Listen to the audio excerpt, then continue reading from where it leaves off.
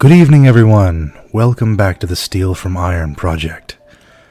Here is the knife as we left it, right out of heat treat. It's looking gorgeous and hard right out of its tempering. And today we are going to be bringing a blade out of this beautiful blade-shaped piece of steel.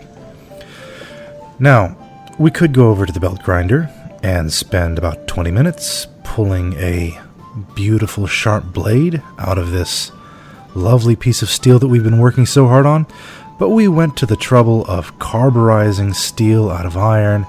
We went to the trouble of folding and twisting period accurate billets, so it wouldn't be a very medieval of us to hop on over to the belt grinder. So we're going to grind the blade the way early medieval smiths ground theirs, by hand.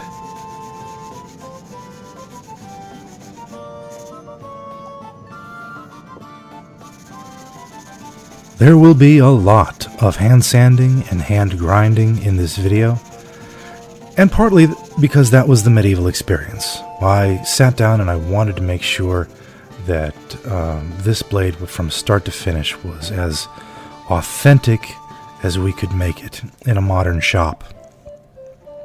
So, I sat here for hours and hours and hours, and I'll spare you all of that. Sanding away and grinding away later on stones. And again, partly that's because that was the medieval experience. But also because I'm a blacksmith who recreates the early Renaissance, doing something from the early Middle Ages, and there were a few gaps in my historical knowledge. Because when I sat down, I said, well, they had files.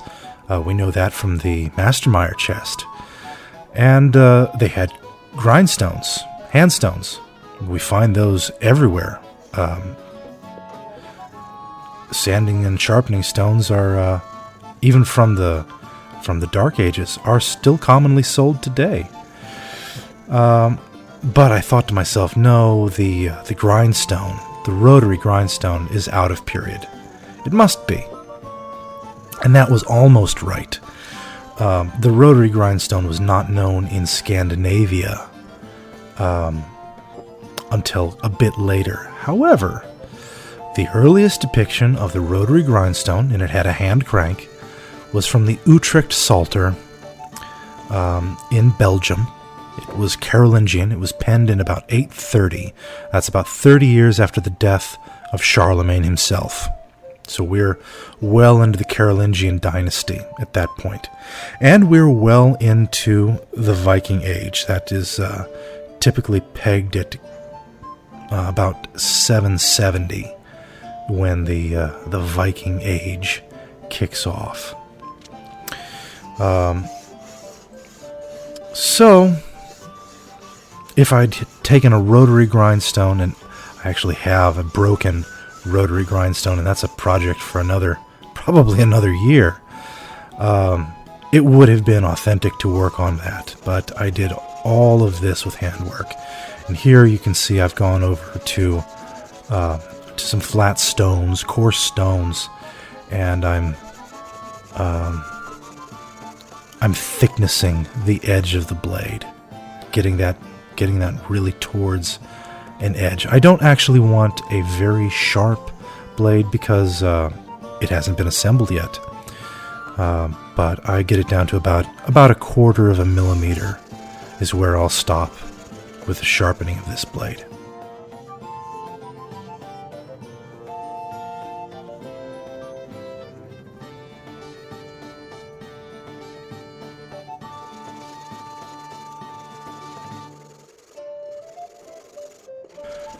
Now we know there was an awful lot of sharpening done on large stones because we can see the tracks in those large stones, large finely grained sandstones, from where many, many knives were sharpened and really shaped.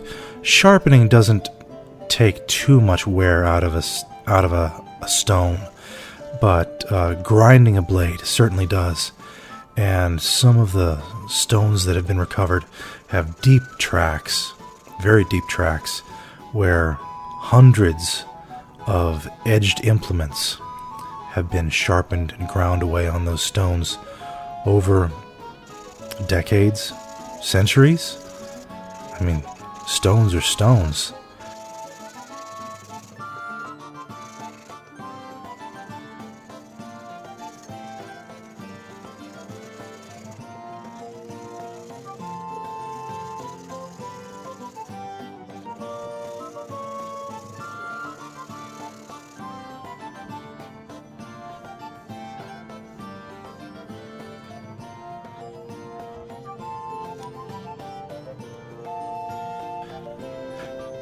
Over here, we're testing the hardness of the blade, and these are hardness files, hardness testing files from Japan. And this is the first of those files where there are a few places that the file skips off the blade and a few places where the file bites. And so about 55 Rockwell is right about where the file starts to bite. And that's a very respectable hardness. Would have been seen as an excellent quality knife in the Middle Ages. Unfortunately, we're back to sanding again after having been on the stone. The stone moved more material than the sandpaper, but we want to make sure that there is a very nice finish because we are going to etch the blade. It's going to be pretty.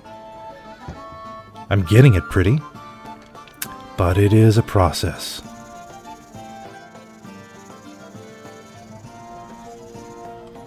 Every stage of the knife-making process is satisfying because the blade, the object in the physical world, is getting closer and closer to something that had only existed in your imagination. And I love the blade right after it's been finished. It looks so satisfying. Right now, we're going to dip it into ferric chloride, or a ferric chloride and water mixture, and take a sneak peek about at what the design looks like. And we've only left it in for maybe 5 to 10 seconds. But the pattern is gorgeous. I'm so happy with how that turned out. That's exactly the herringbone pattern that was what we were looking for through this process. The darker steel is it is dark because of the material of the file that we included in the blade billet. And the two colors on the spine are made from the steel, the mild steel that we started with, and then the high carbon steel that we created through the process of carburization many videos ago.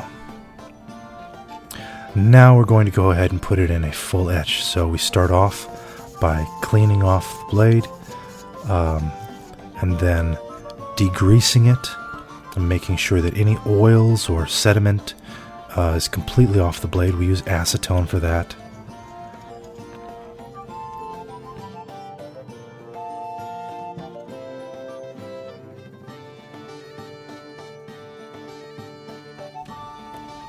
It's so nice. Very happy with this. And then we go ahead and we put it in ferric chloride. So we're going to go back to our little piece of stainless pipe. We're definitely putting on goggles. And then for this, we're going to use straight ferric chloride. We have about 1 gallon, and that'll be enough to cover the blade. We'll go ahead and drop our knife in carefully. And then we're going to leave it. We will leave the knife for about 4 hours, and that'll be a very nice deep etch.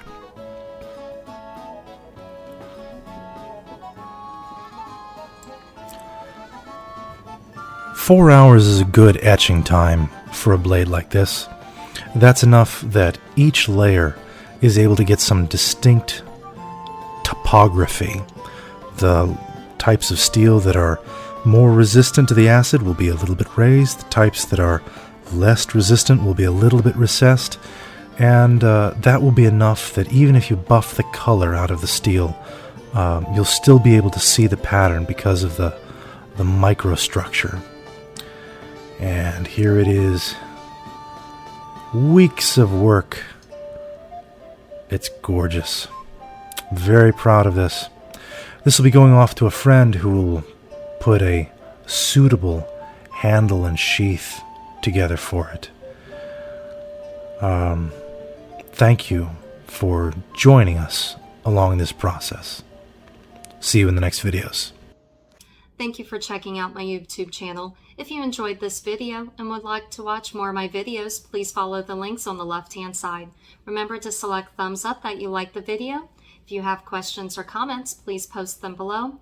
And please click subscribe and ring that bell to be updated when new videos come out.